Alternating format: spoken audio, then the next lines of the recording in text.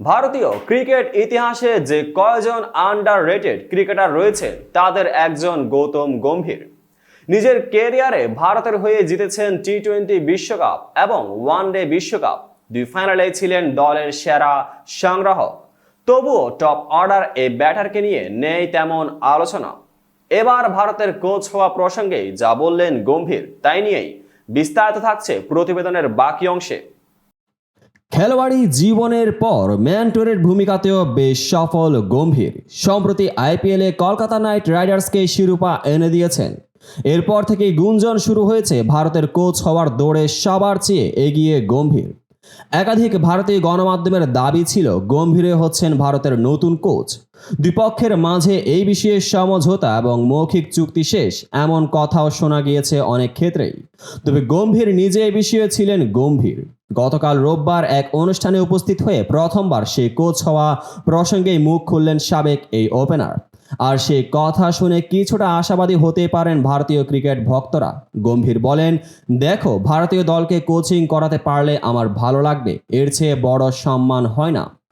জাতীয় দলকে কোচিং করানোর চেয়ে বড় সম্মান আর হয় না। 140 কোটি ভারতীয় প্রতিনিধিত্ব করছে, বিশ্ব জুড়ে আরও আছে। ভারতের প্রতিনিধিত্ব করার চেয়ে বড় আর কি হতে পারে?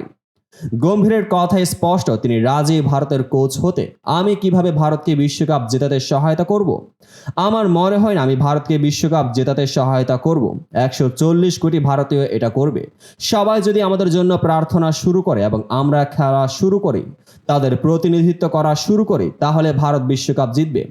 সবচেয়ে গুরুত্বপূর্ণ হচ্ছে ভয় ডরহীন থাকা। আর হ্যাঁ, ভারতের কোচিং করাতে পারলে আমার ভালো লাগবে।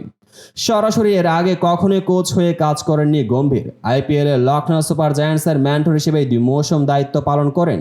সেই 2 মৌসুমে আইপিএলের প্লে অফে উঠেছিল তারা। এরপর সর্বশেষ কলকাতা নাইট রাইডার্সে একই ভূমিকায় ছিলেন। এবার তো দল চ্যাম্পিয়নই হয়েছে। গত মাসে প্রধান কোচ চেয়ে আনুষ্ঠানিকভাবে বিজ্ঞপ্তিও দিয়েছে ভারতের ক্রিকেট বোর্ড। সম্ভাব্য কোচ হিসেবে Ricky Ponting, Justin Langer, Andy flower সহ কয়েকজন বিদেশি কোচের নামও এসেছিল।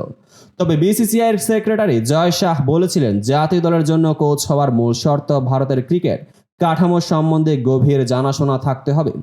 বিসিসিআই সচিবের এমন মন্তব্যের পর থেকেই মূলত গৌতম গম্ভীরের নাম সবার আগেই চলে আসে কোচের তালিকায়। তো বন্ধুরা, ভিডিওটি যারা সম্পূর্ণ দেখেছেন সবাইকে অসংখ্য ধন্যবাদ। ভিডিও শেষে কমেন্ট সেকশনে আপনার মতামত জানাতে ভুলবেন না। আর চ্যানেলটিকে সাবস্ক্রাইব এবং পেজটিকে ফলো করে পাশে থাকবেন যাতে পরবর্তী ভিডিওর সকল নোটিফিকেশন সরাসরি পেয়ে যান। দেখা হবে পরবর্তী ভিডিওতে।